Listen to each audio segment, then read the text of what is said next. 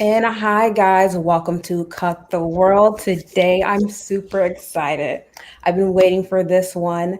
Thank you for Reed for setting this up and suggesting this to me. I owe you one. Guys, Carey Wedler, welcome to Cut the World. Hi, thanks so much for having me. I'm so excited. You're very welcome. Me too. Today, we're going to be talking about my favorite subject, political labels. I love labels. I love boxes. Put me in them. So I want to give people a little background of who you are for the people who aren't fortunate enough to already know. I'll definitely will make sure I'll be showing you guys her channel and everything when we're done because definitely a great content creator. But how did you begin your political journey and how long ago was that? Like, how did you get into creating content for politics? Sure. So I grew up in Los Angeles. I was raised by a progressive. Sorry, now I have music playing. That's me, right? Hold on. You're Oh my fine. God. I'm always downloading music for my videos, which I'll get to in a second. So that was a potential song for video. So I started off as a progressive. I was a huge Obama supporter in 2008. It was the first election I got to vote in. So I was very enthusiastic, very ignorant. I didn't even look at his voting record. I just heard pretty words. And I thought, yeah, that guy, I genuinely viewed him as like the second coming of Abraham Lincoln crossed with JFK. He's going to save the world and we were going to relive the 60s and have a revolution. And so obviously I stopped paying attention because the blue guy went into power. And a few years later, I felt ignorant. I was actually interning at a film studio in Hollywood and I had all this extra time on my hands. And honestly, I felt like an idiot. I was like, I don't know what's going on. I always fancied myself as someone who was informed and knew what they were talking about. And I knew nothing. So I actually became radicalized in a Hollywood film studio because I was like, oh, I should maybe check the news. And I'm like sitting there in production and development, just getting more and more angry at everything I saw, all the promises Obama broke. And it was also that summer that a friend introduced me to Ron Paul. So that took me out of the two-party back and forth to start. And then watching what the media did to Ron Paul in 2012 just completely, that's when I lost faith in the system. And I realized anyone who even rhetorically poses a threat, not even policy-wise, like take Bernie Sanders, someone who even just says words that oppose the machine, they're never going to have a chance. And so that's when I started looking to other options, other ideas, alternatives to government. But it was Ron Paul who really got me making videos because I was still very much a, vote for the good guy person. So all my first videos are Google Ron Paul and it is vote for Ron. And then it evolved from there as I broke away from the political system. And then just a little bit of background after that, one of my videos got me connected with an organization called the antimedia.org. And I ended up becoming a journalist for them and then editor-in-chief, where I remained in that position until we were banned in 2018. And that's when I was banned from Twitter, which is why I've been gone so long. And I just recently rejoined. Oh, yeah. So how long are you gone for Twitter? Around how many years? 2.5. I was banned October 2018, and I just came back earlier this year. What made you want to come back to Twitter to share your content? Honestly, nothing. A friend just offered. They were like, I have an extra handle if you want to use it. It's obviously not linked to you. So I was like, I guess I'm kind of, just middling in Instagram, and I hate Facebook, so I thought I'd try it out. And I feel like the community has grown a lot since I was last on Twitter, and I never even really used it before. But coming back, it's so much more active, which is cool to see. Yeah, it's definitely way active. I think honestly, I feel like it got just way more active after the Trump Biden election and just recently. So next question would be, do you see a lot of people, what would you label yourself now if you do label yourself? Or did you completely break away from labels? I've pretty much broken away, but I have to say it. I like to say anarchist because it triggers people, and it's true. I don't believe in a violent coercive system. It conflicts with my moral sensibilities. I don't believe in initiating aggression or theft or violating people's rights. So I'm just a free individual who wants ultimate freedom, but we can call it anarchy if you want. And if anyone wants, call me an anarchist. I know. I just relate as well.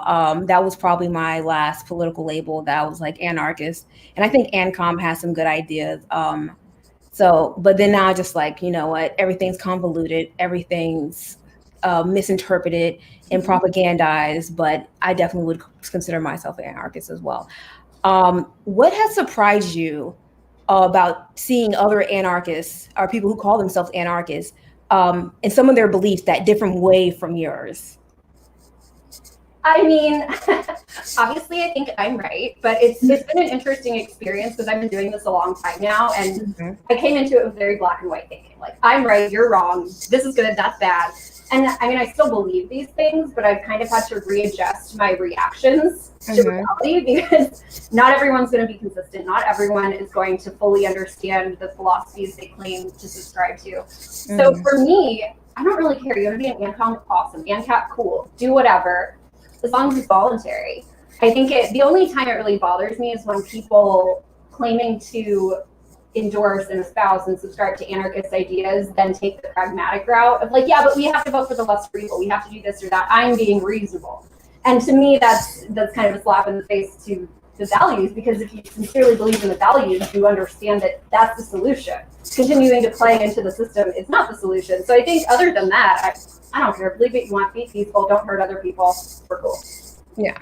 And that's kind of why I was just like, the straw for me, it was just seeing people who call themselves anarchists, and it was a lot too. It's sad, but they believe in like mandatory vaxes or mandatory mask or okay, shutting people out of society if they want to practice body autonomy. Like, I'm like, how are you an anarchist making an argument for this? And I've seen it with libertarians as well. There are some, libertarian argument for pro mandatory vaccine and everything. And I'm just like, nothing means anything anymore. Labels don't mean anything anymore. And I almost feel like it's almost less common to find people like us who are like, okay, we're anarchists, and we don't believe in force and shit. We don't believe in voting for imperialists or the lesser of the evils. I feel like almost the Twitter anarchists, the hipster anarchists, I feel like they are like the majority now.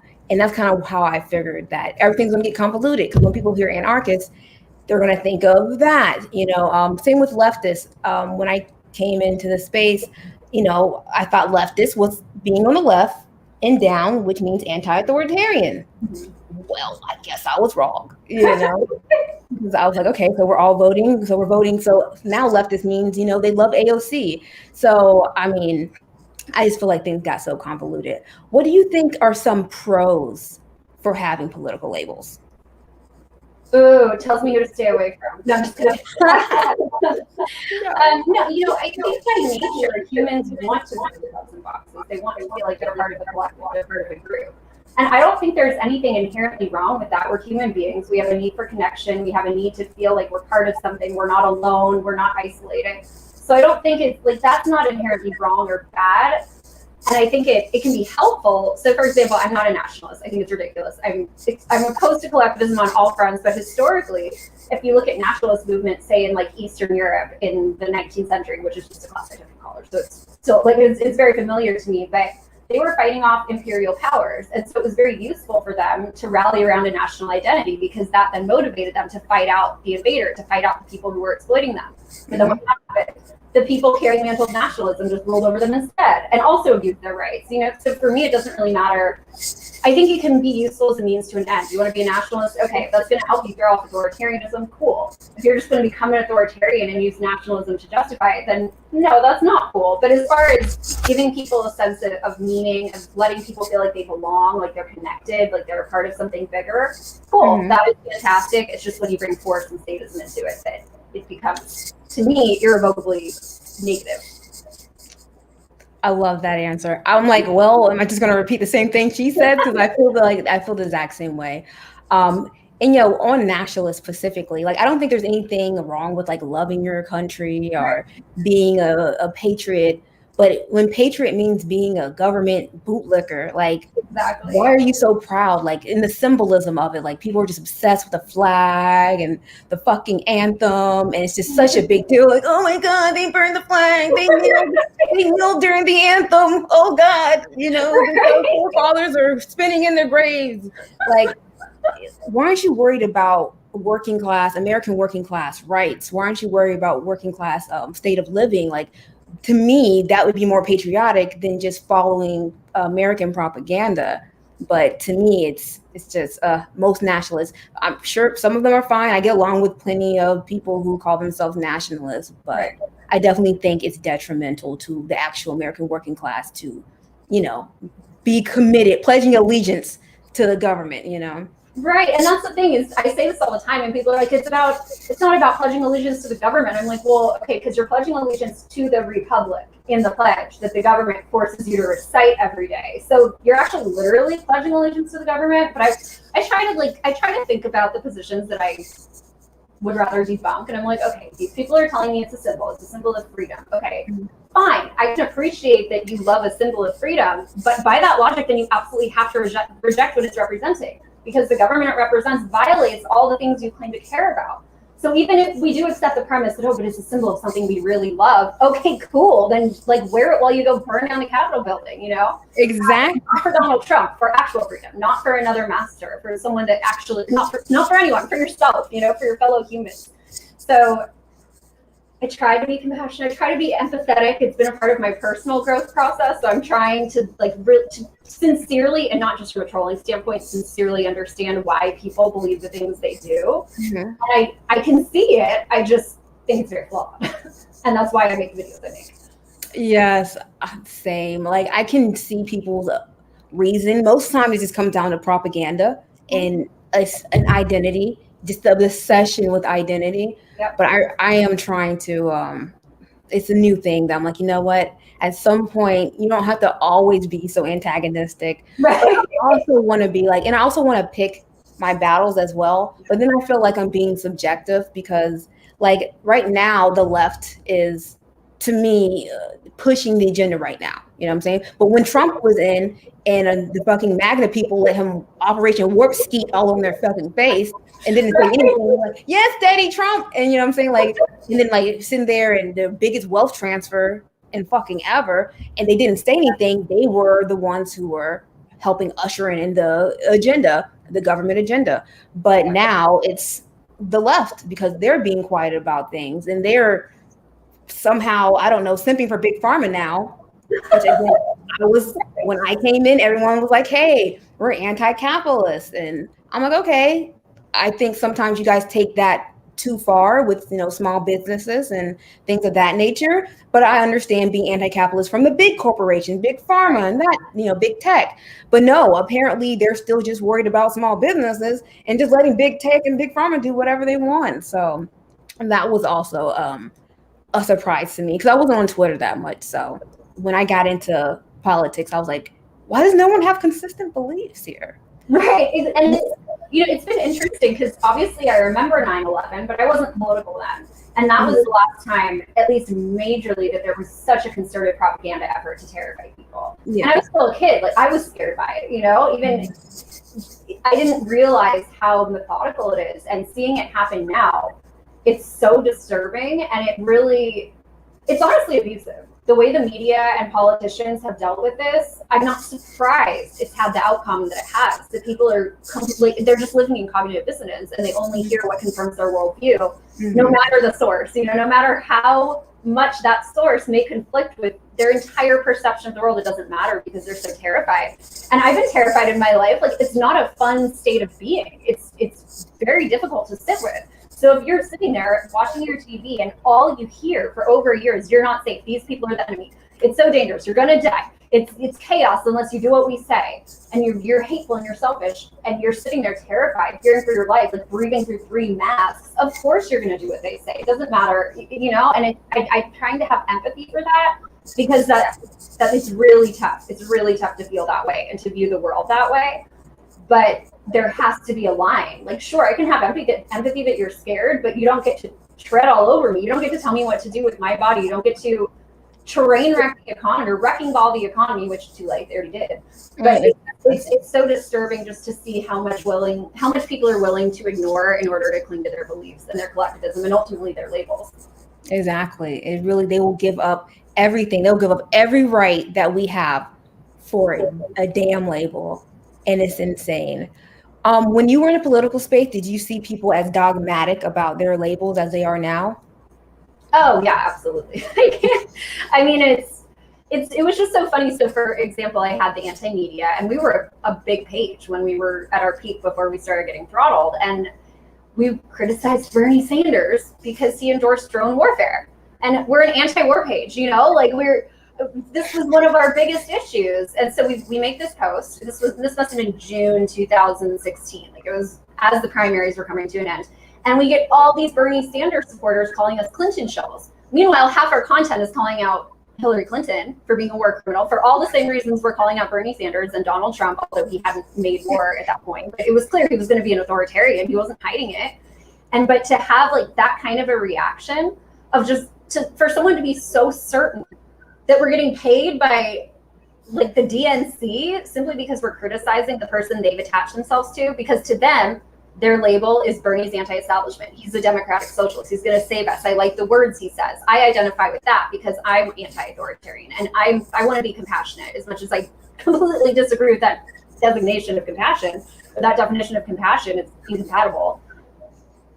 You can't get through to that. I mean, you can. It takes time. But when people are in that frame of mind, it's very difficult to shake them out of it. And I've been there. I was a massive Obama supporter, you know, and the friend who introduced me to Ron Paul at the time, he was sending me links about Obama. He was telling me all about Obama, and I have truly no memory of it. I can't even remember the information he was giving me. Wow. my camera is always a mess.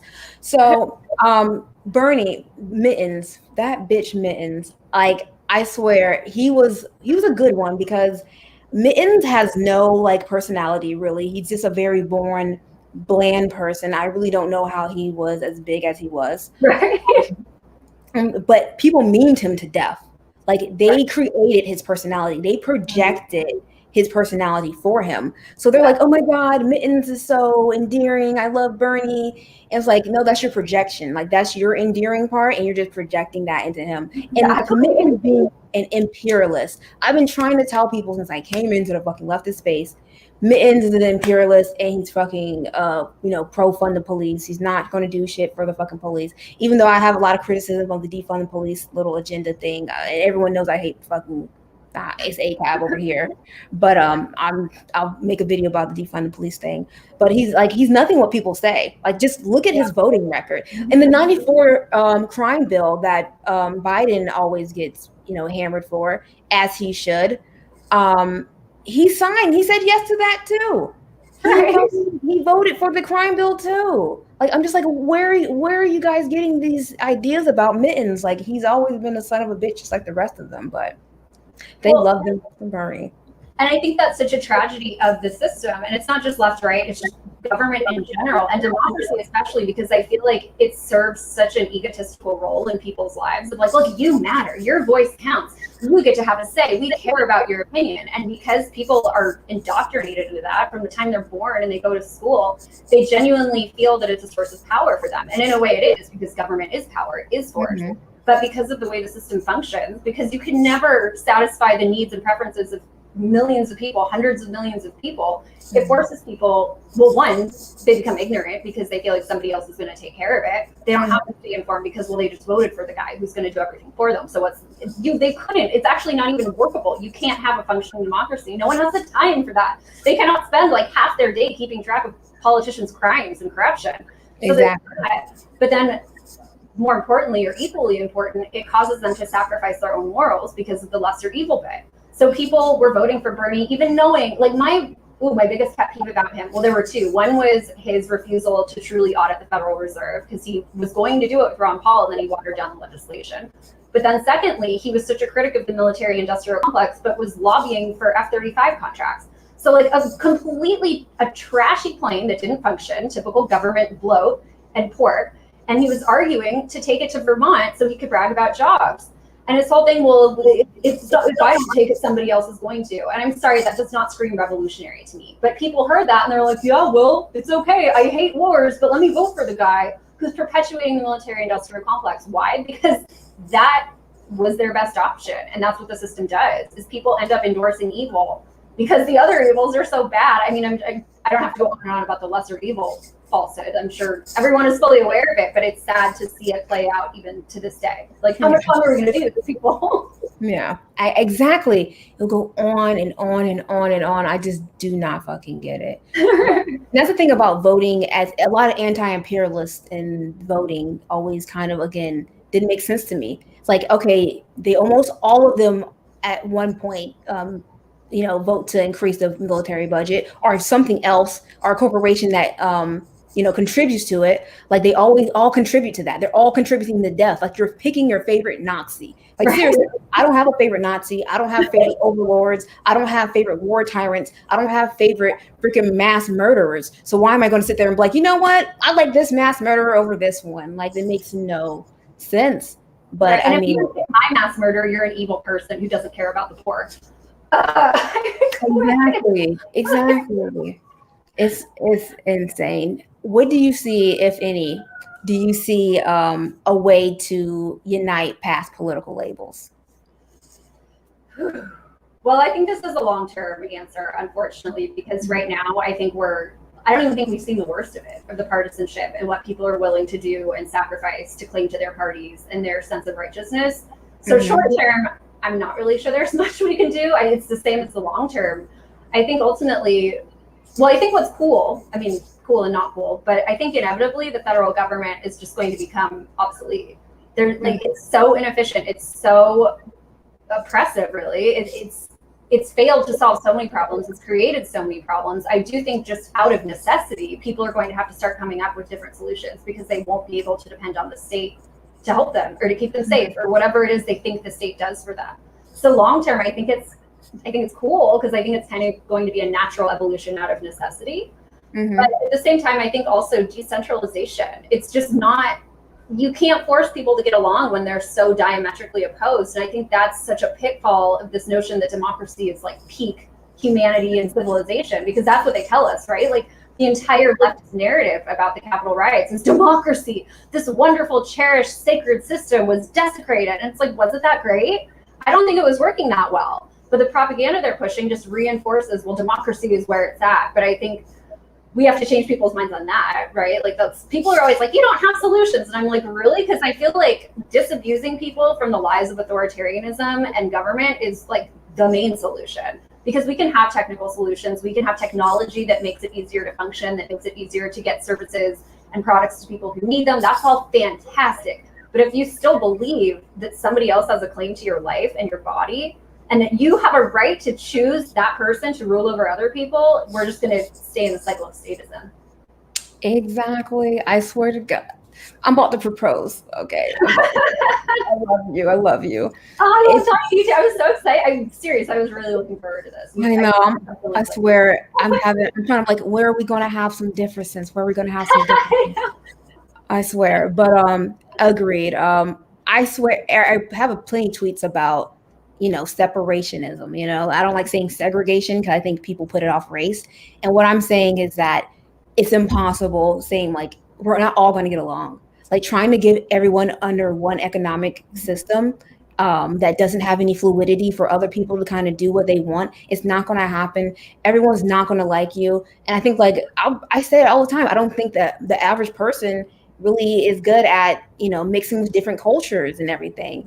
And I'm not me. I'm great at it, but no, but for real, like I'm not. I just don't think that most people are. And a lot of people like abolish racism. Like I don't want to be around racists. I don't want racists to have power over me. But if Billy fucking Bob wants to go over there in his area and stay over there and fucking hate black people, you go fucking do that, bro. If you want to go over fucking there and black people want to go over there and they don't want to see another white person for the rest of their fucking lives, they should be able to go over and do that. Like we're not all going to get along. Like I don't want to, me personally, I don't want to live around liberals. I just don't fuck with them, like they hate me. I don't like them. There's like, I have commie friends, even though most Twitter commies freaking hate me. I have socialist friends, even though most, especially DSA people hate me. I have right winger friends, which is funny because most of my friends in real life are right wingers because I'm only around liberals are right wingers and I'm not hanging around liberals. So they won by default, I'm for sure.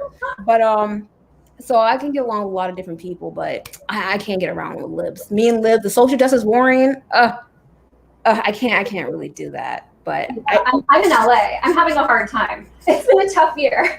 Yeah, you're in LA. Oh man. I won't be forever. I'm plotting my escape, but it's been seeing this up close. And luckily, I have not been antagonized for not wearing a mask. Like no one's bothered with me. But I've heard stories. And it's just coming back to the label thing and the collectivism. I think this is such a failing of what liberals are trying to accomplish. Like the tactics to change people's minds are so awful. All it does is push people further away toward the opposition they're trying to defeat. I have a friend, and I mentioned this in all podcasts because I'm just like, how? I have a friend. He's like the biggest hippie you could ever meet, long hair, like sees a flower on a hike and he's like, whoa, what a beautiful flower. What a gorgeous day. But he doesn't wear a mask on hikes. And he was telling me that like white liberal women will yell at him on hikes routinely this entire past year, calling him a Q-tard, a Trump supporter. He's not any of that. If anything, he's an anarchist. But because these women or these people have such a rigid view of the world and they're only exposed to what like MSNBC and CNN and the Washington Post and the New York Times, anyone who opposes them, it couldn't just be that maybe they're making decisions for themselves. Maybe they don't subscribe to these corporate news outlets with histories of lying. No. The only possible explanation is they're a hateful, racist Trump supporter. That's it. That's the only possible. And it makes absolutely no sense to me. It sounds ridiculous to you, but in their minds, it's like Plato's The Cave. They can only see the shadows on the wall of what they're shown. They can't see the people pulling the strings, which is so ridiculous because they hate corporations and conglomerations, but they're all down with corporate media and corporate medicine. We don't have to like beat a dead horse, but it's shocking to see. And to me, it all comes down to the power of statism. Yeah, it is. It's fucking statism is a hell of a fucking drug. Right. I don't. In Florida, the mask is kind of off and on. I don't be wearing that shit. Fuck that. I say it all the time. Fuck the mask, guys. Fuck the mask. It's like people think that if it made sense, like I'm just like, you know what? Fuck that, grandma. I want to kill this person. I want to be a super spreader, right wing super spreader. Like, it doesn't work. It's an idiotic concept. Fosse even said in the beginning, like, it's stupid. It does not work. Like the people who go out with like the actual mask and then they have like a face shield, like I think you look ridiculous, but I respect that. Because that's something that could actually, deter that. Exactly. But just wearing masks to make people feel good because they can't understand that that's not how this is actually happening. Like I'm not doing that. But I also was in LA and I was going to come back and then COVID happened. And when the beginning of COVID happened, I knew what it was. I knew it was going down. I knew nothing would ever be the same. Like most people knew 2020 was going to bring, like that number, 2020 was going to bring a lot of change. Right. Like, yep, never going back to, not for a long time, fucking Cali or living there again. My condolences. Like, I have to deal with a lot of stuff with living in conservative areas. It's definitely not all great for sure. Like, I definitely had the police called on me when I was like waiting in the neighborhood to do mobile massage because that's what I do. But I had that done in the liberal area as well. But I also had it done in this like super Trump supporting back the blue neighborhood. So it's not all like rainbow and sunshines, but fucking constantly being dealt with the social justice warriors. I can't do it. Yeah, it's a different kind of suffering. They're both equally miserable, but it's weird because everybody loves to hate on California and I love it. Like I will join you. There are so many things wrong with California, but it's such a shame because it is such an amazing place. The nature is gorgeous. Not to get all hippie, but the energy is incredible. It's such calming, like magical energy. People say this from all over the country. It's not just California. Yeah. People believe this. It's people who come there and are like, yo, I don't care. And then they spend some time here and they're like, oh, I don't want to leave. I'm a hippie now. But the government, it's really a testament to Californians and to the industry here that the state hasn't completely gone under. Like somehow they have a budget surplus, and it's just because there's so many powerful, there's the film industry, which, is ingrained in statism in its own ways, but there's the cannabis industry, there's agriculture, there's tech, and obviously we have issues with tech too, but it's not all statism, it's not all oppression. So it's a double-edged sword because there's so many great things about this state, including like people are not big drug warriors here, like you go to another state and that's going to be something people will call the cops on you for. That's not like that in California. But they'll call cops on you for not wearing a mask, but then the cops didn't really enforce it. So that was cool. I went to the Griffith Observatory last year, which is a big tourist spot. And I walked right past cops not wearing a mask. And it's like, they could not be bothered. That was not their priority, which I very rarely am pleased by police behavior, but like this has been one exception where I'm like, cool, thank you. Yeah, exactly. I'm not even going to bother with enforcing the rule. Cool. I'm not going to worry about that like middle-aged liberal screaming outside Whole Foods. Yeah, exactly. And I remember you saying that your anarchist friend got called, like, every time something we disagree with the liberal agenda, we're Trump supporters. Oh my God, like the funniest shit happened. So I forgot I was doing the I'm leaving the left trope. And obviously it was trigger bait to anyone pays attention because I literally talk shit about labels all the time. These people got so upset. And someone, it went viral and they just, did their little whole cancel thing and screenshot. And there was this one meme they had, and it was Scooby-Doo. And you know how Scooby-Doo, they take the villain off, and then they're like, oh, here's who it really is. And the meme went, I'm not on the left or right. And then the second part, they take it off, and it says, right. Because, exactly. So saying you're not on the left or right, you have to be on the fucking right. Because literally their brains can't fucking, like, comprehend. I'm not in a cult. I don't do culting. Like, right. I just fucking don't. But also it's just being called like a white supremacist. You guys have fucking the left. The fucking left. Oh my God, they have ruined that word. I mean, I've been called a white supremacist. I've been called a white supremacist more than once. I've seen other black people been called white supremacists. A fucking anti-Semitic. Oh my God, they call me anti-Semitic all the time. I'm like, who fucking just? You guys think I'm stupid enough to actually be racist? Do you know like the subpart intelligence it takes to hate someone based off race? I've been called anti-Semitic all because I made a video criticizing Israel. Like, and I made it because I called myself a self-hating Jew because that's what people called me. Because as soon as I started questioning Israel, they were like, well, you're just a traitor to your race and you hate yourself and you hate Jews, you're anti-Semitic. And it's like, I couldn't possibly take objection to a giant government propped up by the United States that commits war crimes and oppresses people. The only possible reason is I hate my ethnicity. Like, I'm half Jew. I'm not even full Jewish. I'm half Jewish, but according to the Jews, I'm full Jewish because it's my mom's side, which means that I'm fully. They accept me as a full Jew. So it's interesting to see the reaction when you go against the people who want to collectivize you and assume things about you because of immutable characteristics. You know, like it. And it's the same thing also, just I know we're going hard on leftists, which is always very fun, but something I get a lot too is I'll make videos criticizing the police and like clockwork, conservatives will be like, you're just a libtard, you're a libtard. And I'm like, sir, I'm advocating no government. I'm more anti-government than you. How could you possibly, like, how could the wheels in your brain turn to the conclusion that I'm actually just a liberal? You know, it's fascinating to see. I've been watching it for so long, but it never ceases to amaze me. It's always still just like,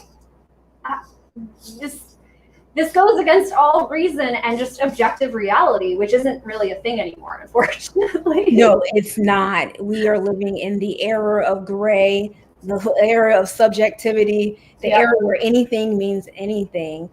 And you know what? I just think that the only thing that's more invalidating to them than you not being in their little cult is you not being in any cult. They can't fucking take it. They're like, no, you're a cultist just like me. Exactly. But you're a bad kind of cultist. I need to put you in the box so I can preserve my own views. And that's the thing too, is it's not personal. It's not like they're out to get us. They're just out to preserve their own little delusions. Exactly. And in order to do that, they have to discredit us. Exactly. And I'm hard on leftists too. One, I'm in that space. And two, they're fucking the ones who are at least talking about medical tyranny and censorship. It's like, I remember when I was in the beginning of leftist Twitter and they kept kind of talking about me because I wanted to be unite, like fuck left, right. I've always said that I don't care about labels. I don't give a fuck. People assumed I was a leftist because I naturally have a lot of leftist beliefs. I'm critical of capitalism, even though again, not in the way they are. And I'm ACAB and I'm an anti-imperialist. So they're like, okay, leftist, but so I'm like, okay, and that ended up in that algorithm, and I swear, worst thing that ever fucking happened. I see what they do more, so it's easier to criticize. But they were really fucked up about unity, like the Red, Brown, and Lions. I don't know what the fuck that actually is. Screaming it at me. Like anytime I'm like, yo, unity, who cares, guys? Let's get over this label. Like, hell yeah, I'm friends with right wingers. Who cares? Red, Brown Alliance, and you're a fucking right winger and white supremacist. You're platforming white supremacist. I retweeted a white person, and someone told me I was platforming my oppressor. I was platforming my oppressor because I retweeted a white person. Oh no. And so I talk about leftists because at the end of the day, that's what I see more. And at my immediate focus, which is, not having medical tyranny forced upon me and other people, the leftists are in the way of that. And liberals, they're not even on my timeline at this point. And a lot of leftists are acting like liberals, like the anti-establishment leftists that are watching. I love you guys. I do. But you're the minority. So when I'm talking about leftists, just know I'm obviously not talking about you, but get your friends. Get your friends. Yeah, that's the thing is I've had to make peace with the fact that my views are not the mainstream. They're not the norm. Like I could spend my life angry that not everyone is an anarchist, or I could appreciate principled people who, while I may completely disagree with their positions on a moral and a practical level, I can at least see like, hey, you obviously care. You have character. As much as I think you're indoctrinated and propagandized, I can see that you're obviously trying to apply your values in a consistent way, as opposed to the people who completely, like I'm talking completely ignore the realities of the things that they're espousing. Like last year, when they did all the lockdowns, and there was the issue of, well, people are now overdosing. People are going broke. Small businesses are closing. The best response I got from a leftist on that was, good, it will accelerate the fall of capitalism. That's it. Too bad. I don't care. It's unfortunate. The government should pay for those people, but otherwise, whatever, it serves my needs to an end. And I'm not saying that every leftist ever believes that, but that was, of the people I talked to, that seemed to just be like, they couldn't even acknowledge that it was horrible. So they had to work it into somehow it's serving their belief system. It comes back to the black and white. Like there's no room for nuance. There's no room for just a little bit of humility, a little bit of like, hey, maybe I don't have all the answers to everything, and maybe I shouldn't be advocating coercive enforcement of these things that we don't even know the unintended consequences of yet. And this is another thing for me that you said that, of course, there's not every leftist that thinks like that. Of course, guys, shout out to you guys. But no, a lot of them fucking think like that. And it's so, let me explain this to some people watching. If you're leftist and you're like, you don't care about landlords falling and you don't care about small business. I'm someone who worked with small businesses, and a lot of them are pieces of shit. I totally understand. That's not all of them, but a lot of them are.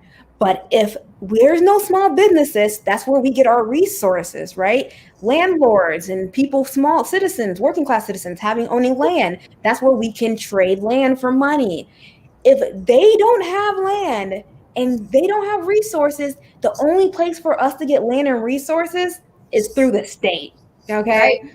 So there's two places to get resources, right? Big corporation, small business, if small business goes, then the state has all the resources. So how bad do you think capitalism is going to get? How bad do you think oppression is going to get when there's no place to go to get anything except through the damn state? And I just don't understand like what people are thinking. Like, why are you worried about small businesses before you're worried about big corporations? And they're like, oh, small businesses are evil. Big pharma, hand me that fucking shot so I can stuff into my vein. Like, I just don't get it, man. Yeah, and it's actually one of the best examples I saw personally of this just lack of regard in the name of the greater good, right? Is in California, everything was shut down for so long. Like California had some of the most extreme measures. And I'm very much an LA girl. Like I get my nails done, I get my eyebrows done, I have a massage lady, I have a facial lady, and all of them, all women, all minorities, all immigrants, all were barely surviving the last year. What about those people? This is California, the land of social justice and inclusiveness and tolerance. And these people, like, I felt so bad when I finally got to go back in and do business with them because they had spent so much time just sitting around because the government said they couldn't operate, or they'd get one set of regulations, they'd adhere to them, and then the government would change it. And then they'd spent thousands of dollars just trying to get back in business, just trying to get by. And it all got trashed. And this happened over and over and over. Like there were periods I could go in, then periods there weren't.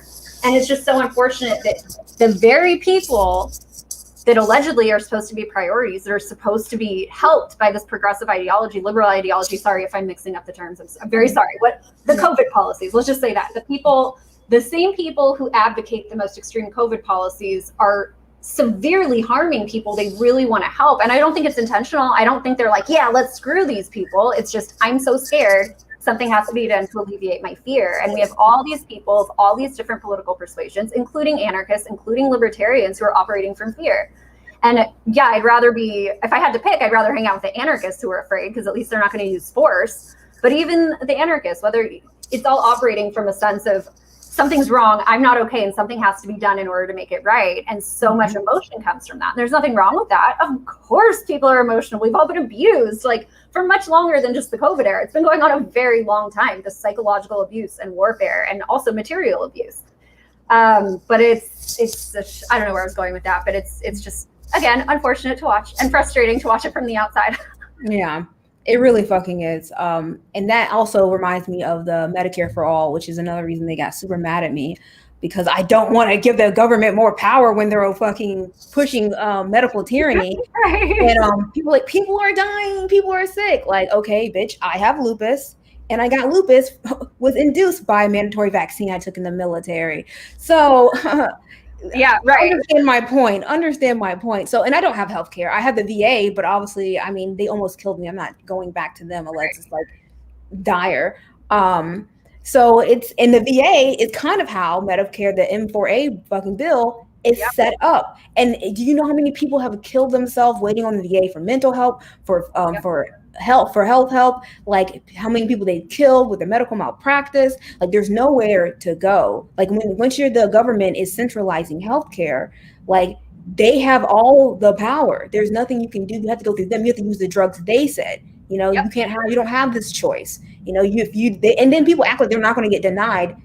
If Med for All gets passed, they can still deny you. There's nothing in that bill that said that, oh, we're going to take anything you need and we're going to make sure you get it and you're not going to get denied. They can still deny you. They can say, you know what, you're 60-year-old, it's going to cost us too much money to do all this dialysis, we're going to deny you for treatment. It doesn't stop you there. Just because it's single payer and you're giving them taxes for a service doesn't mean they have to complete it. Like, I don't know, our whole society kind of is evidence of that. You know?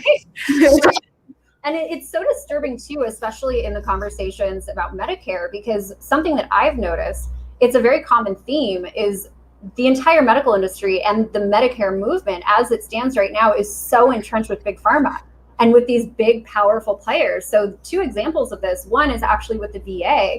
The way they treat PTSD is put them on pills, put the pills, more pills. And the research shows, my laptop is sitting on the book that I read this in right now, but it's not effective. When you take them off the pills, all of the PTSD symptoms return. There are actually much more effective ways to deal with PTSD, but the VA is not willing to adopt them because they can just give them pills. And the same thing happened. I think I actually replied this to you on Twitter like a few weeks ago, but the way it works with Medicare is, I think in 2014, Congress changed the policy that allowed way more benzodiazepines to be prescribed.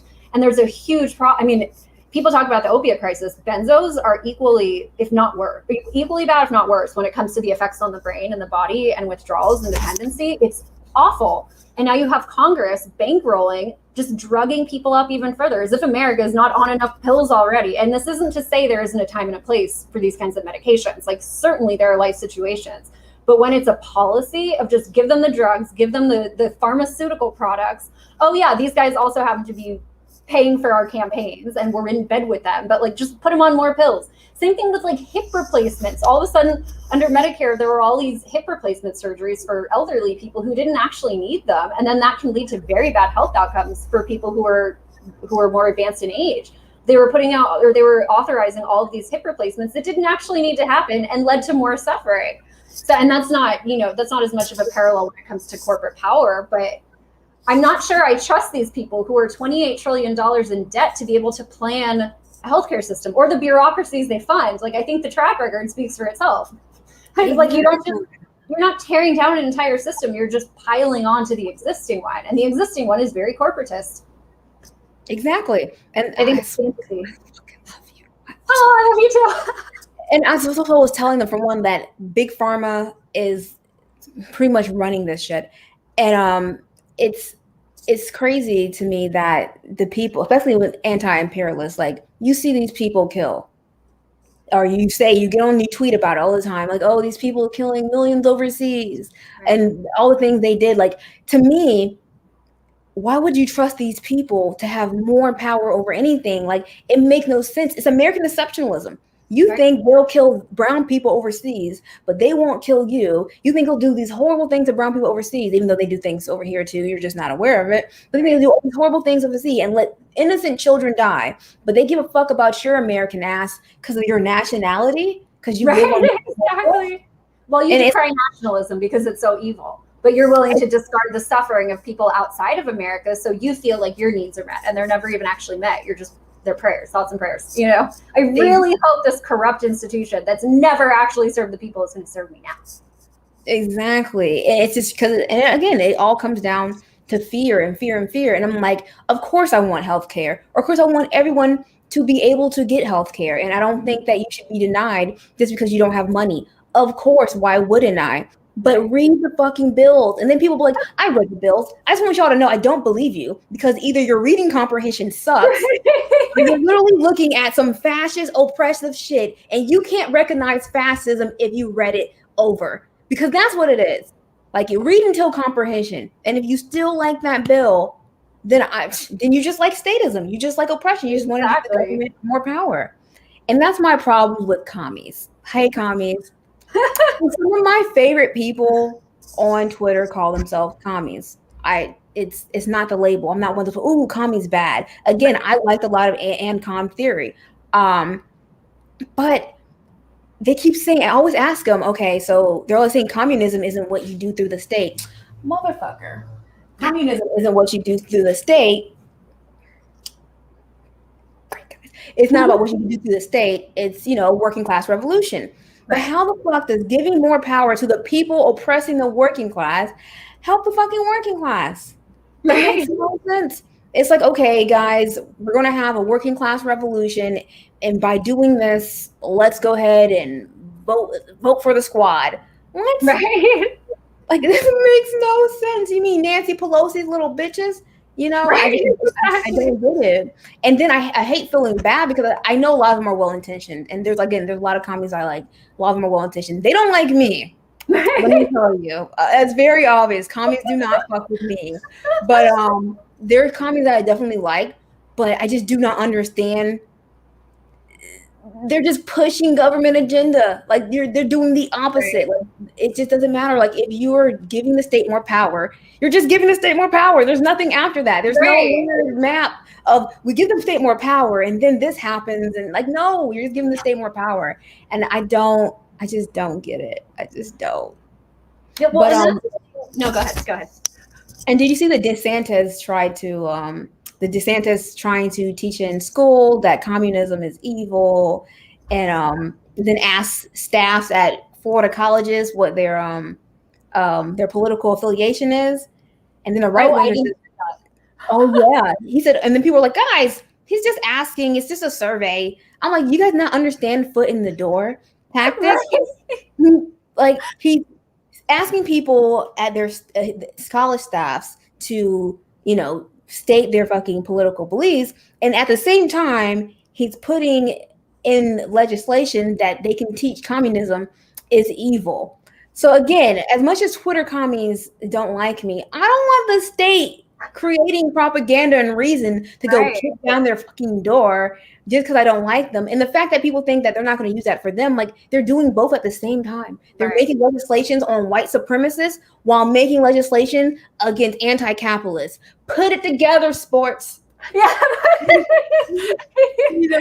And the other side is cheering, like, yeah, give the government more power. Like, they're making legislation about you as well. Well, and it's so interesting, especially with the education debates right now, because the people who are most opposed to policies, or the people who are advocating, like, we have to teach communism is bad, we can't have the CRT communist agenda. And it's like, do you guys even know the history of American education? You don't think it's weird that you're standing up and pledging allegiance to a piece of cloth? You don't think it's strange that, like, all you want to hear about is American nationalism? Because that is actually a key quality of the Prussian education system, which America's is modeled off of. The Prussian Empire was not like a republic of free people. It was I don't want to say totalitarian, but it was a very authoritarian state that intentionally wanted to train children to love the fatherland so they would be good, obedient subjects. And now you have people here who are playing anti-authoritarian because Joe Biden and the Democrats are in power and they think they're the resistance now. And they think that the thing to save is like the American flag and forced patriotism. It's literally forced patriotism. It's a required curriculum that students are going to be forced to regurgitate and comply with.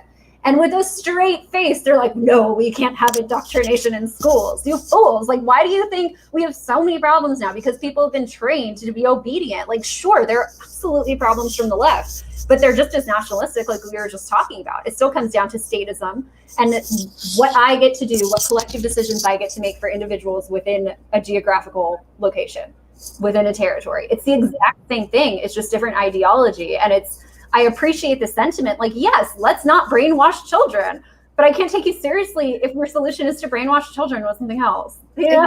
Exactly. I remember the CRT fucking debate came out, and I was like, do I want the government teaching CRT to kids? No, because I don't want the government teaching shit to kids. Exactly. Okay? I don't like school indoctrination system. Like, exactly. I don't trust the government to teach CRT without being divisive. No, of course we're going to be doing that. Of course we're going to be propagandizing your kids with race baiting behavior. I can accept that. But then you're like, oh, let's teach them that all commies are bad. You idiots. You idiots, you hypocrites, you fucking hypocrites. Like, it's not an objective thing. Like, again, and this is coming from someone who constantly gets attacked by fucking Twitter comments. Like, just because you don't like someone doesn't mean you need to give the government power to oppress them, because it will be used against you. It shouldn't even be, yes, understand that, but have some fucking empathy. Like, hey, they're going to use that against you. Maybe just, I don't know, not want to oppress people because you disagree with them. I don't know. Well, and that's the thing too. Like, if Trump's press secretary had been like, by the way, we're talking to Facebook to tell them what posts to take down because of misinformation. Imagine. And I assume the retort to that is like, yeah, but it's actually bad information now. If Trump had been doing it, they would have been propping up fake news and they would have been taking out our journalist heroes, like, but that's not really how it works. That's not how principle works. It's, do you trust the government? Should the government have the right basically to dictate what people are allowed to put into their own minds and their own consciousness? No. What you have to do is take away the coercive system that makes misinformation harmful. It's only harmful if people are using it to hurt other people, to seize power, Like, I don't know what happened in the election in 2020. Yeah, there was probably fraud. Like there was fraud. Like, there's no way to say there was no fraud. Mm-hmm. But okay, and what? The other master should have been in power and then everything would be fine. Like, that's what evidence is there for me to believe that? There's none. So it's just like, yeah, that's very cool to be opposed to these things. But if your solution is just more of them, but the way that you would dictate to 300 million people, and then everything would work out just fine, I don't think I want to associate with you. And that does not appeal to me. Exactly. It's like there's no reprieve. There's very few people who will get over their damn political labels to see their hypocrisy. It's like, damn, my right-wing friends want to oppress my freaking left-wing friends. My left-wing want to fucking oppress my right-wing friends. And like, fuck all of you guys. All of you guys, man. Just damn, let people live. And it's crazy that people don't see it. It's like, is people's beliefs invalidating you that bad? Or is the government using those beliefs to justify actually going through with oppressive legislation is what the problem is? But they just do not see it. I mean, honestly, liberals at this point almost have more of my respect than leftists at this point, because at least they're like, we love the government, we love freaking Obama, we love this, we love that. Let's put fucking flags on all the corporations and everything, do all this fake performative shit. Like, at least they're with it. It's the inconsistency for me. It's, we're anti-authoritarian rebels. Right. But let's vote for authoritarians. Like, I just don't, it's so hard to fucking do. It really is. Right. And it's a popular meme. Like, this is not my original idea, but it's not like, okay, we have all these values and rights unless there's a scary virus, No, we have these values and we're going to stick to them. But fear, bringing it back to fear, there's I think her name's Elizabeth Kubler-Ross. She was a therapist or psychologist. I don't know that she coined this observation or analysis, but she basically said there's two basic human emotions. There's fear and there's love, and all the other emotions stem from there. So like anger, reactivity, judgment, hate, obviously that comes from fear. Acceptance, compassion, tolerance, these things come from love. And I think we're so divorced from like true human connection, just because of, it's not just the government that's done this, but the government has certainly capitalized on it and made it worse and done it themselves in many situations, including this COVID thing. It's so impossible for people to recognize the humanity of people who disagree with them. It's just, why you disagree with me, you're that other person. You're not a real human. You're this person that is actually evil and a threat to me, by bringing it back to fear. And therefore, I have a right to use violence against you in order to get you to submit. And there's no alarm bells go off there, because in their mind, the enemy is this other human, this other person. And it happens on both sides. I mean, it's impossible. I'm not going to say impossible, but it's very difficult to have authentic conversations on social media platforms, because there's no even desire to have common ground. It's just, you're my enemy. No matter what you say, you're wrong. And I have a right. That to me is like the biggest piece of it. I have a right to control you because you're a threat, as opposed to the actual threat that's screwing us all and creating so much polarization and division. It's true. And I have to, be honest. I'm definitely like someone who doesn't really use social media, my Twitter, for understanding. I definitely use it more so connecting with other people. Yeah, and look at my videos. My God, I'm talking about love and compassion in my videos. I'm such an asshole.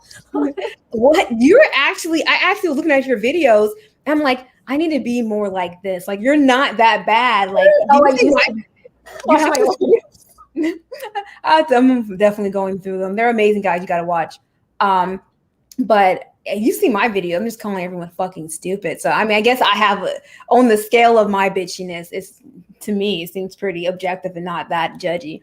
But and not to interrupt, but I love your videos, and I just love how you communicate, because on one hand, you don't give a fuck. You're going to say what you believe, and you're not going to apologize for it, but you're also really not that abrasive about it, because there's a level of like lightness to it, like you never go full on, just like, you're never in, I don't know, I'm not very good with like toys, but like think of like a really aggressive like action figure. I don't know, like you don't go at it with that tone. You come at it just as like, this is what I see. And I think yeah, but I mean, there's a time and a place, and sometimes we can't always be very conscious of our tone, like sometimes there isn't time for that, and like I can sit with it in my meditations and be like, oh yes, I was very upset about that. It's okay. I was angry. Let's bring it back down. But we're in kind of like, it's kind of go time. It's now or never, if you're going to say stuff and you're going to try to get through to people, now would be the time. We can't always pause to be like, well, is this compassionate, and how is this person going to feel if I say it in this way? I'm trying my best, but like, gotta have some expediency here. Exactly. And also, I just think that we have enough like validation. Every group has their own little support group of validation who's just blowing smoke up each other's ass, and they're just in this circle jerk of self-righteous morals and shit. I'm like, you know what? You guys need some invalidation or whatever. But like, I'm gonna try in some of my videos. It's hard. It's just really hard. Like, once you try to like explain stuff to what I call the sheep, and you just get back regurgitated propaganda, and this happens hundreds and hundreds of times, eventually you just entertain yourself. Like, I'm just like, I'm bored, I'm gonna talk shit. Like, it can't reach everybody. There are some people you're not going to reach. And it's so funny too, because like, I'll make an entire video debunking a dumb status perception, and without fail, people will comment the exact argument that I just debunked. Like, that I just, and I'm not saying I'm like the best debater or I make the best arguments, but like, it's really not that hard to debunk these positions. Like, it doesn't take much, like if you had just watched the 3.5 minute video with an open mind, you probably wouldn't be repeating what I started out to completely break down, but you're going to comment and say, it blows my mind. Like I'm about to put a cop video out tomorrow, and I addressed like pretty much every bootlicker talking point. And I know I'll get comments that say the exact same things I literally just debunked. Like, I individually address them. I'm still going to get people saying, well, if you just follow the law, if you just do what they say, then you won't get hurt. And it's like, cool. So, but the cool thing is, as much as there are all these people who are so stuck, there's so many people who maybe they have tendencies and maybe they lean towards something or something feels familiar and right. But when they hear alternative points of view, they're actually very open to it. And there are so many people who are like, whoa, that's actually how I've always felt. And it just didn't occur to me that that there were other people who felt this way, or I never thought, and there's so many people do it. There's you, there's me, there's thousands of people who are questioning the narratives right now. I think it's a fantastic opportunity for people to break away. And we're not going to get everybody. There's always going to be a lot of people, probably the majority, who think that we're the crazy ones, that we're the hateful, dangerous anarchists who are out to destroy society, but I think it's kind of like an exponential growth rate for people who see what we see and believe as we do, because it's getting increasingly impossible to deny, even for the most diehard people. And again, some of them are going to cling no matter what, but I think there's always hope no matter what people believe right now. There's always room to shift. I love that optimism. It's something I'm working on, trying to visualize a more positive outcome than variables around me, my external may hint at. Also, I just want to take the time to say, guys, meditate. I know you probably heard this so many times. I know it's just been in your head, whatever, but please look up some Vispana, just go on YouTube, look up meditation, do a little research, and just meditate. It's going to be insanely needed and productive during this time. I swear it helps so much. Yeah, okay. I've been meaning to tweet this, but I haven't, so I'll just say it here. Is my challenge for anyone who uses Twitter, who uses social media, is one, just start to notice what you feel in your body when you feel the urge to go on a social media platform. For me, it's usually a tightness in my chest. It's oh, I gotta go on, I gotta see, does anybody want to talk to me? Do I matter? There's that sense. So one, just start to notice it. That's it. You don't have to do anything about it. Just be how is my internal system responding to what I'm inputting? And then exactly. Yeah, because we're so disconnected from our bodies, and meditation really helps to bring us back to that. So my second challenge, if you're up for it, is just try, there's a free meditation app. It's called Insight Timer. You can get it in an app store. You can go on YouTube. You can find so many awesome meditations. Just try doing it 5-10 minutes before you go online for the day. Don't go on your phone. Don't check your notifications. Don't check your messages. Check your meditations. Meditate before you go on 5-10 minutes and just notice how you feel. Do it for 5 days. Start on a Monday, do it to Friday, and see if on Saturday, when you go straight on your phone, just notice the difference in how you feel internally. I know I just took a total left turn there, off of the topic, but since you brought up meditation and said it was important, I got to get my plug in there. Oh no, I don't talk about spirituality because honestly, trying to explain the physical world to people and the obvious things that are kind of obvious to me, it's already stressful. I don't want to go into hey guys, it's all illusion, we're all one and we're gone and separate. I'm not trying to do all that shit with them. I love that part, but I have a brother, he's actually going to be coming on and he's more spiritual and he's going to be bringing, we're equally as spiritual, but he's more patient in explaining it to people. I really do think even if you're an atheist, having internal practice, it's not praising a god, it's not abdicating your power. If you are religious, go into that. Just try not to be, hypocritical or, rigid about it, but go into yourself. Anything that brings you closer to yourself and your connection with a higher energy than what you're experiencing now, just try and get more into that. And I don't talk about it enough, and I really feel bad about it, guys. I'll try and implement it more.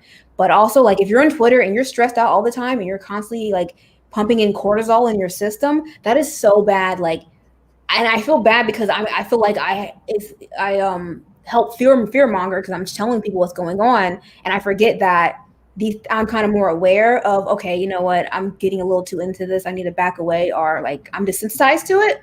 But I forget for other people, it's provoking so much fear.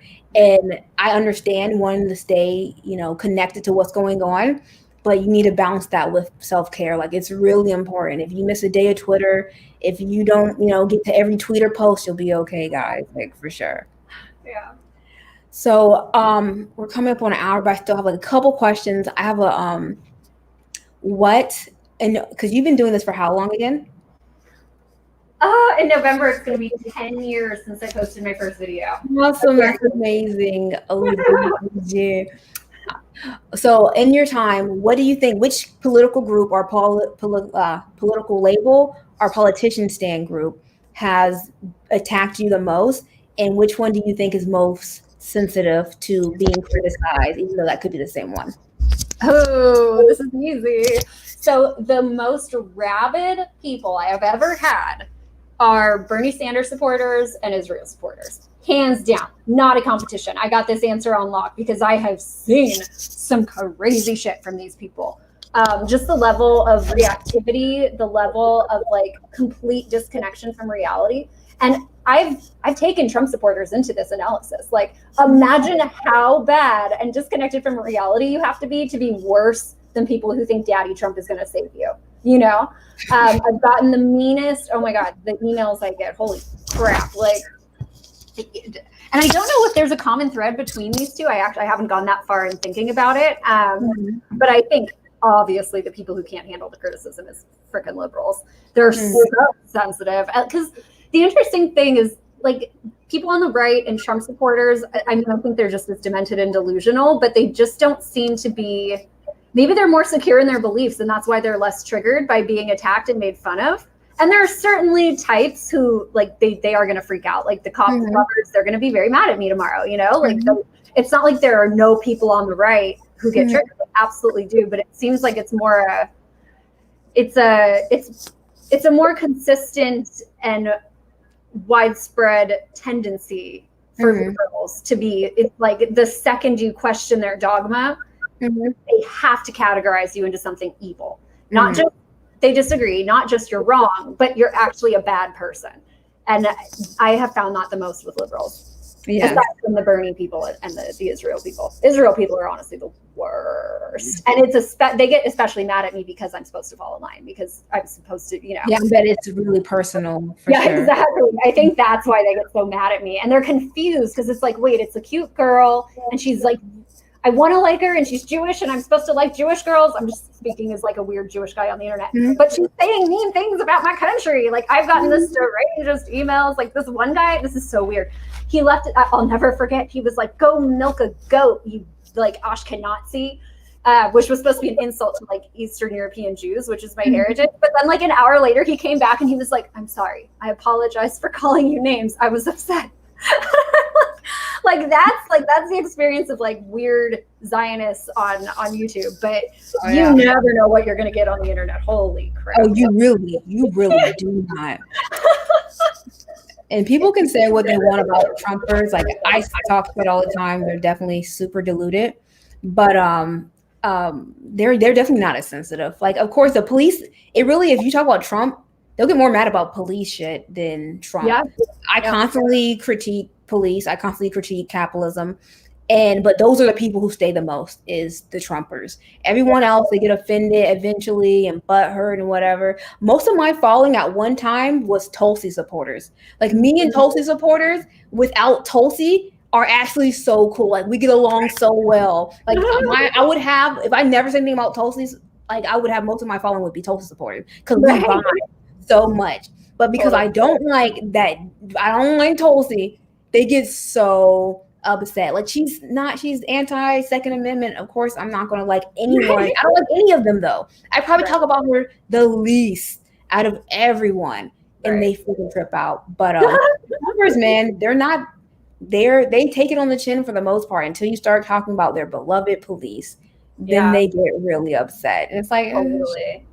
Well, and I think too with the Trump stuff, I'm wondering if it's just because they've had to build a thick skin, because they've had so much constant attack, and then that just reinforces their belief that they're actually the anti-establishment heroes and that Trump is the guy. Because it's like, well, if all these institutions hate Donald Trump, he must, it's such a false dichotomy. Like, well, no, they could actually criticize Donald Trump just because he's not establishment enough. He's still very much establishment. But I think in their minds, it's, well, one, they're used to being berated constantly by the powers that be. And two, they actually believe it. So to them, it's like no sweat off their back. All it is confirmation that they're right. Exactly. And for the freaking U.S. government has ran so many psyops. Like, people think they can't do reverse psychology. You don't think the media can be like, oh, we don't like Trump. Like, you think that's fucking like difficult for them? Look at all the things these people have done. Like, it's not that hard for the media to be like, hey, we're gonna write some things about Trump, demonizing Trump. Like, they did it with AOC too. AOC was a rebel. Like, no, she's not. Bernie, he was anti-establishment, but now he's just tweeting empty platitudes and CIA talking points. Like, it's not that hard. Like, one step. Oh, media says bad, must be bad. Media says bad, must be good. Like, right, exactly. Please think further than that. I think that people who liberals obviously can't be criticized. They're the most like sensitive little bitches in the fucking planet. Who I got attacked by most, the group, is definitely Twitter commies, y'all. They fucking it's almost impressive. I'm like, wow. Every time I see a hammer and sickle, and if you have a hammer and sickle and you say something positive to me, just know I was surprised. All right. I was surprised. Every time I see a hammer and sickle, I'm like, hate follower, hate follower, hate follower. I'm like, just because I don't want to give power to the government, you should agree with me. You're supposed to be about working class power. Why are you? We should be friends. Twitter, what's going on? I just don't want to force everyone else to live under communism. And the crazy thing is, I want to live on a commune. I don't like. It's crazy. I don't even get it. No nuance allowed. It has to be black or white, their way or our way. There is no in between. It's not possible. And if you think it is, you are a racist grandma killer. So exactly, that's the only possible conclusion. Or some type of phobic, or there's so many phobics. Like, you guys are logic phobic. How about that? Freaking logic phobes, objectivity phobes. And last question: what do you see any unity happening? Left right unity happening?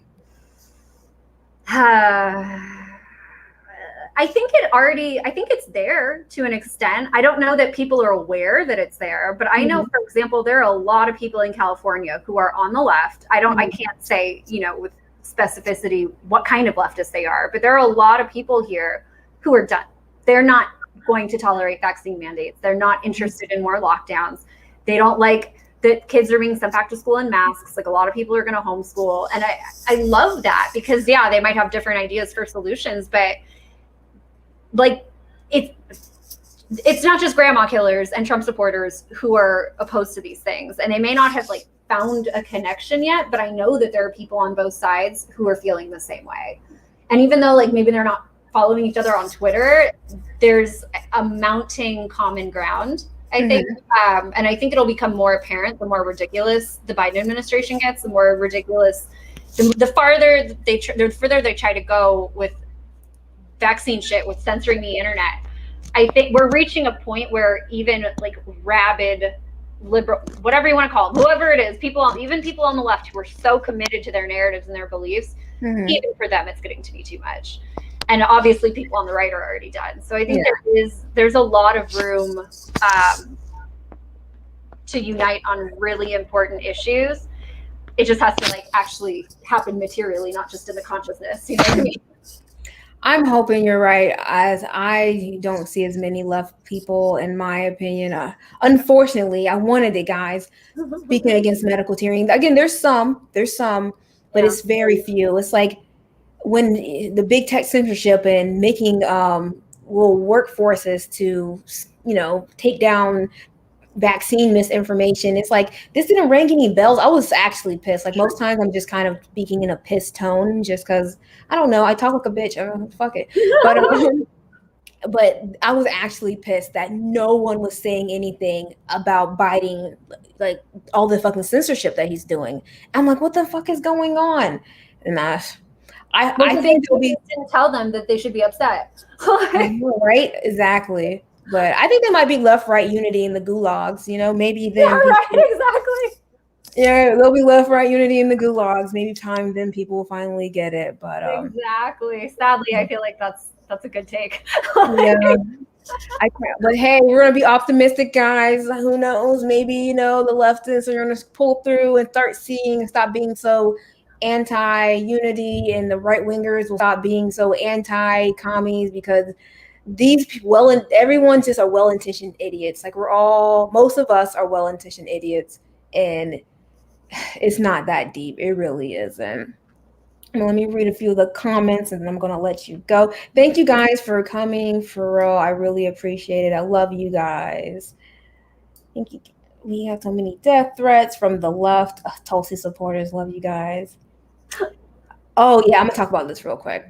Okay, one of my problems with the left I don't really feel like it's a place for people who grew up like me. Like, it's funny that they talk about, oh, we're here to champion for underprivileged individuals, but like I was been homeless in my life. I grew up in the hood. I was lucky I got to experience living overseas, but when I got back in my adolescence, I went into poverty. And so, of course, I speak a certain way, and certain things aren't as a big a deal with me. Like speech policing, I don't care. I don't care. Okay, I don't care if people use. I don't care about jokes that are maybe in bad taste. I just don't care. It's not that serious. And there is a person, Unholy Rome, and he has been doing amazing things across the country and helping underprivileged areas. And he's very rough around the edges, and he has said a lot of shaky things in the past that he's already apologized.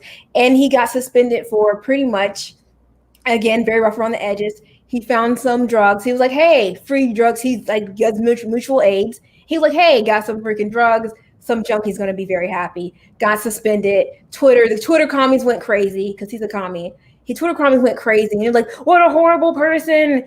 You know, you don't know what's in that. Oh my God, what are you doing? You're contributing to someone's drug addiction. Guys, people who are doing drugs on the street, they're going to steal, they're going to sell their bodies, they're going to do whatever for drugs. Yeah. And they're not going to test the drugs they get from drug dealers. Even though I tell anyone, if you do drugs, test your drugs. Especially in fentanyl. I'm glad I don't do drugs anymore because the fentanyl thing is crazy, guys. But test your damn drugs. But that's not how life works. And it's just this situation over and over and over again that people like me, people who grew up rough around the edges, and poor people who didn't have a woke coach, we didn't have a political correct teacher to be like, hey, don't say this, people are into this. I don't feel welcomed on the left at all, you know? And I just really don't understand how you can fight for underprivileged people, but then underprivileged people really don't have a place politically in your space. Yeah. And it was the left that got the anti-media banned. It wasn't like, Twitter communists, but it was the left-wing media machine that pushed the Russia narratives, because that was ultimately what got us banned. Is we were flagged first by an anonymous leftist group claiming Russia hacked the election. The Washington Post cited that report they called us useful idiots for Russia. And the only reason I can imagine they would say that is because we were anti-US imperialism. So obviously we had to be pro-Russia, and that was the first nail in the coffin. But then it was Facebook's measures to secure election integrity 2 weeks before the midterms in 2018. They're working with the Atlantic Council and their digital forensics research lab, or whatever they call it. It was leftists that got us banned. And like, we were your allies. Our symbol was literally, it was an anarchy A, one half was red and one half was yellow. Like we were doing anarchist unity in like 2012 when they first created the anti-media. But we were anti-police brutality, anti-corporatism, anti-war, pro-localized solutions, and yet we were banned. Why? Because the arbiters of truth and information on the left said that we were bad and we had to go. So I have not seen any kind of that censorship to that extent on the right. Yeah. Well, thank you so much. I'm gonna let you go. I have so much else to talk about, but I've got to do it again for real. Yeah, we'll definitely do it again. Thanks for having me. I'm so glad. I love following you. I love seeing your tweets, and I'm glad we got a chance to connect. I'm so happy we did as well. Reed, I love you. Everyone else, because a lot of people actually. But I'm gonna let her go. I'm still going to stay here, guys, and read some of the comments. Carey, thank you for joining us. Thanks so much. It was good chatting with you. Bye, guys. All right, guys, I'm gonna read a few of the comments. Thank you so much. Seriously, I fucking love you guys, my peoples, and thank you for the leftists who know I'm not talking about you because you're not a boot-licking sheep like the rest of your friends. You know what I'm saying? AOC tricked you. Hey, as long as you know, that's all that's important. Trump didn't pull out of Afghanistan. Yep, well, fuck him too. Yeah, Trump did a lot of anti-imperialist shit too. Like, he didn't do as much as Biden has, but he did not anti-imperialist. He did a lot of imperialist shit too. Like, a lot of people like to be like, well, Trump was more anti-war. No, he wasn't as bad as Biden. But let's not give anyone too much credit. Hey, Steve. Nobody can have no, they can't. Hi, Jake, my homie. Look, guys, I love you guys. I love you guys for not being sensitive. I'm a bitch though, guys. It is. We all we all just have to accept it. I'm kind of a cunt, and it's okay. You know, I love that you guys accept me for me. It's not coming from a serious place. Is when you grow up a certain way, you're just not going to be sugarcoating everything, and it's okay. Also, I busted my lip because I was sparring boxing. Damn. Just if anyone was wondering why I had that big thing. But how much fun. Humans are toxic. True, true. Let's see. Magnus. Dude, benzos are horrible. Okay. Look, so I used to do a lot of drugs, right? I need to get off here because I'm about to start giving y'all too much information. But let me just say this. I did a lot of drugs from like teenager to like early 20s. And in my teenage years, I used to do alcohol and Xanax because that was just my favorite shit. Like it just knocks you out. You're not even in reality. It's like the closest to not existing. And I knew then, I didn't stop doing drugs, but I knew I needed to stop doing Xanax. I was like, you know what? I just cannot do this anymore because there's something about it that I loved so much, but that shit is beyond detrimental. It takes you to a different place. And I know so many people who died doing Xanax and alcohol. Like it's a heart stopper. It's horrible. I did so many drugs after that, but something told me like, bitch, you will die if you keep doing benzos. It's freaking horrible. Oh, eccentric ray of sunshine, my dog. Thank you guys for coming in. I really appreciate it. Trey. Yep, that is what people are saying. Oh yeah, and if you took the vax and you hear me talking shit, I'm so sorry. Like there's so many people who took the vax and I like them. It's sad. It makes me sad and I'm worried for you. And every time I hear like of a side effect, I think about you and it like makes me sad. But I'm really talking to the big pharma Nazis and the people who want to force it on everyone else. And I feel bad. I'm just throwing grenades and hitting people that I actually like. I suck at that and I need to do better, but it's going to be a while.